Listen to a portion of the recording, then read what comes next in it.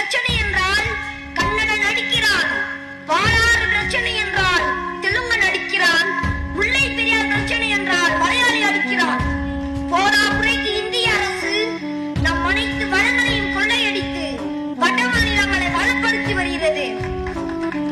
தற்போது மீத்தேன் திட்டம் என்றும், ஸ்டெர்லைட் திட்டம் என்றும், ஹைட்ரோ கார்பன் திட்டம் என்றும் பல்வேறு அழிவு திட்டங்களை நம் மீது திணித்து வருகிறது.